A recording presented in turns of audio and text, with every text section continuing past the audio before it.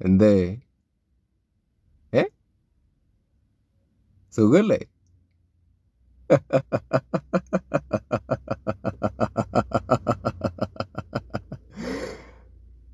ഭ്രമയുഗത്തിന്റെ trailer നിങ്ങൾ കണ്ടായിരുന്നോ? ആ ഇയർഫോൺ ഒന്ന് എടുത്ത് ചെവിയിൽ വെച്ചേക്ക്, വോളിയം ഒന്ന് കൂട്ടി വെച്ചേക്കൂ, ആ ഒരു ഫീല് കിട്ടട്ടെ.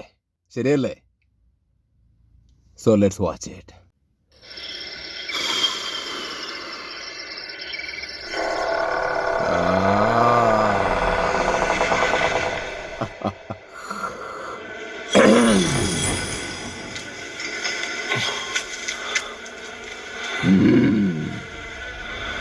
Full of darkness.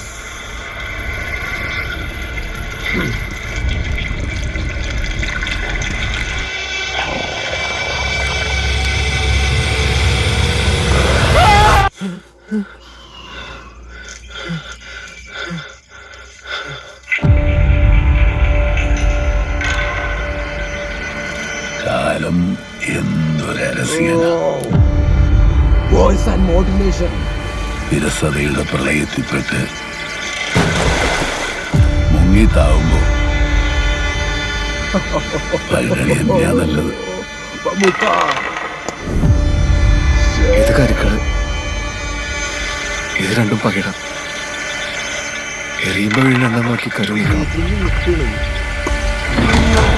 ആദ്യം ഇവിടെ കരുവത്തുന്ന ആൾ ജയിക്കും. ഒക്കെ ഭാഗ്യം പോലെയാ.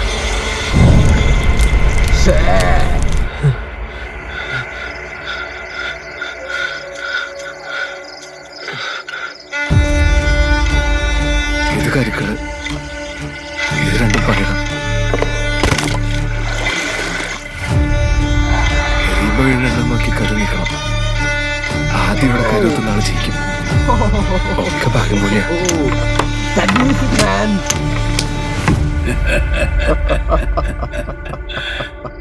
നിനക്ക് 2 തവണ വിധി പണയം വെച്ച് കളിക്കാൻ പറ്റില്ല.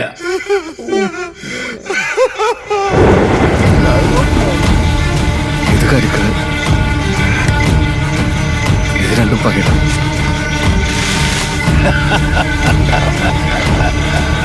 ഒക്കെ ഭാഗ്യം പോലെയാ. ഇത് കരുക്കള്, ലൂപ്പാണോ?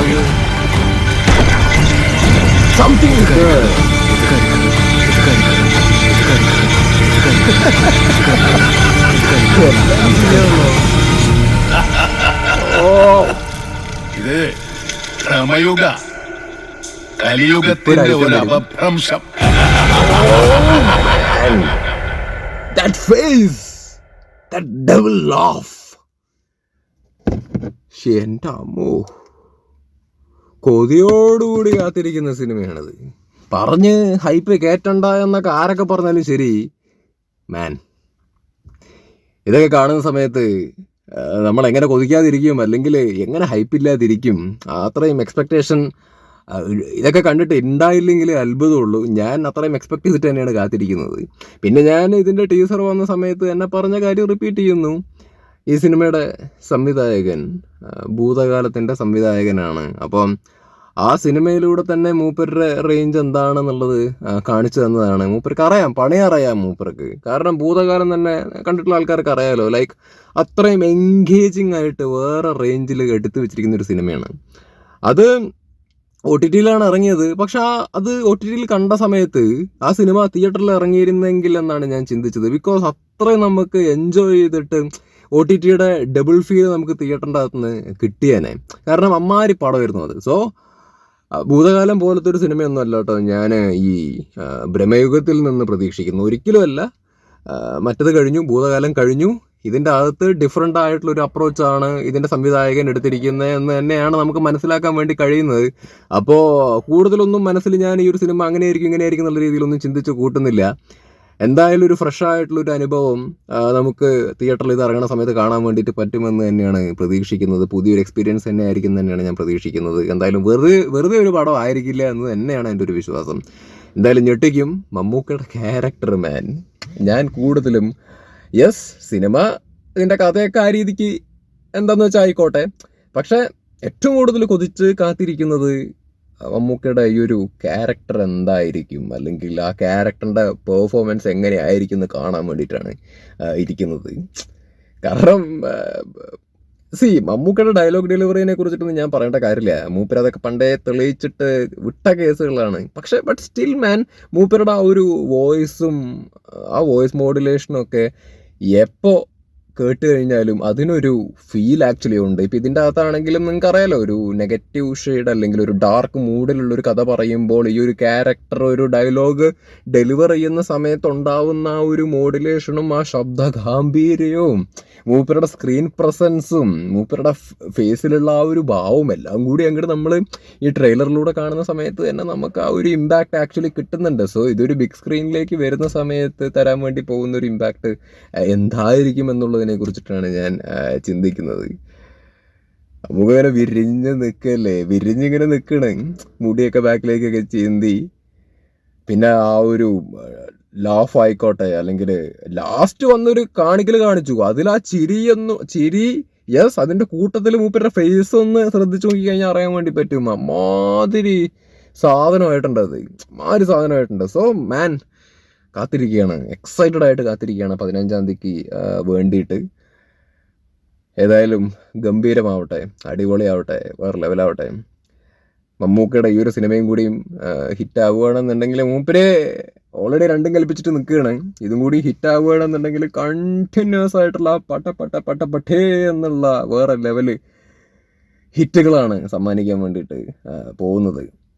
പല തരത്തിലുള്ള ക്യാരക്ടേഴ്സ് മൂപ്പര് ഈ അടുത്ത കാലത്തായിട്ട് കണ്ടിന്യൂസ് ആയിട്ട് ചെയ്തുകൊണ്ടിരിക്കുന്ന ഒരു മമ്മൂട്ടി ഫാൻ എന്നുള്ളൊരു നിലയ്ക്ക് ഭയങ്കര ഹാപ്പിയാണ്. ഹിറ്റുകൾ നൽകുക എന്നുള്ളതിനെക്കാട്ടിലും ഉപരി ആസ് ആൻ ആക്ടർ എന്നുള്ള രീതിയിൽ മൂപ്പര് എക്സ്പ്ലോർ ചെയ്യുന്നുണ്ട്. മൂപ്പരെന്ന് പറയുന്ന റെസ്പെക്ട് കൊണ്ട് പറയുന്ന കേട്ടോ, നമ്മുടെ പാലക്കാട്ടുകാർ, അല്ലാണ്ട് മോശമായിട്ട് പറയണതല്ല. മൂപ്പര് ആസ് ആൻ ആക്ടർ എന്നുള്ള രീതിയിലാണെങ്കിലും മൂപ്പര് എക്സ്പ്ലോർ ചെയ്യുന്നുണ്ട്. അതേപോലെ തന്നെ ഒരു സ്റ്റാർ എന്നുള്ള രീതിയിലാണെങ്കിലും മൂപ്പര് അടുത്ത കാലത്തായിട്ട് കണ്ടിന്യൂസ് ആയിട്ട് എക്സ്പ്ലോർ ചെയ്യുന്നുണ്ട്, നമ്മുടെ മുമ്പിലേക്ക് എത്തിക്കുന്നുണ്ട്. സോ അത് പുള്ളിയെ സംബന്ധിച്ചിടത്തോളം അതൊരു വലിയ വിജയം തന്നെയാണ്. ഇതിന് ശേഷം തന്നെ ഇപ്പം എന്താണ് ബസൂക്ക, അതിനെക്കുറിച്ചൊന്നും നമുക്കറിയില്ല. വരട്ടെ, എല്ലാം ഉഷാറായിട്ട് വരട്ടെ. എന്തായാലും വ്യത്യസ്തമായിട്ടുള്ള ക്യാരക്ടേഴ്സ് പുള്ളിയുടെ ഭാഗത്തുനിന്ന് ഉണ്ടാവുന്നുണ്ട്. സെലക്ഷൻ്റെ കാര്യത്തിലാണെങ്കിലും വ്യത്യസ്തത മൂപ്പര് നല്ല രീതിയിൽ പുലർത്താൻ വേണ്ടിയിട്ട് ശ്രമിക്കുന്നുണ്ട്. സോ വളരെ സന്തോഷം. ഇനി ബാക്കി കാര്യങ്ങളൊക്കെ നമുക്ക് ഏതായാലും സിനിമ ഇറങ്ങിയതിന് ശേഷം സംസാരിക്കാം. ഇപ്പം ഏതായാലും വലിച്ച് നീട്ടുന്നില്ല. എനിക്ക് അങ്ങനെ ഒരു സ്വഭാവമുണ്ട്, എന്തെങ്കിലുമൊക്കെ കണ്ടു കഴിഞ്ഞാൽ പിന്നെ അതിനെക്കുറിച്ച് സംസാരിക്കാൻ തുടങ്ങിക്കഴിഞ്ഞാൽ അങ്ങനെ പറഞ്ഞുകൊണ്ടേ ഇരിക്കും. ഒരു കാര്യം കൂടി പറഞ്ഞോട്ടെ, എബ്രഹാം ഓസ്ലർ ആ സിനിമയ്ക്കകത്താണെങ്കിൽ മൂപ്പര് ഒരു ക്യാമിയോ ആയിട്ടാണ് വന്നിരിക്കുന്നത്. പക്ഷേ ക്യാമിയോ ആയിട്ട് വന്നപ്പോൾ പോലും മൂപ്പര് ഉഷാറാക്കിയിട്ട് ഞെട്ടിച്ചിട്ട് പോയി. ലൈക്ക് ഇതെന്താ ഇത്രയും ഫീലായിട്ട് പറയണേ, ഒരു ക്യാമിയോന് വേണ്ടിയിട്ട് കാത്തിരുന്ന നിമിഷം, അതായത് സിനിമ തുടങ്ങിക്കഴിഞ്ഞിട്ട് ആ ക്യാമിയോ വരാൻ വേണ്ടി കാത്തിരുന്ന നിമിഷമുണ്ട്. പുള്ളിനെ പെട്ടെന്ന് സ്ക്രീനിൽ ആ സിനിമയ്ക്കകത്ത് കണ്ട സമയത്ത് കിട്ടിയൊരു ഫീലുണ്ട്.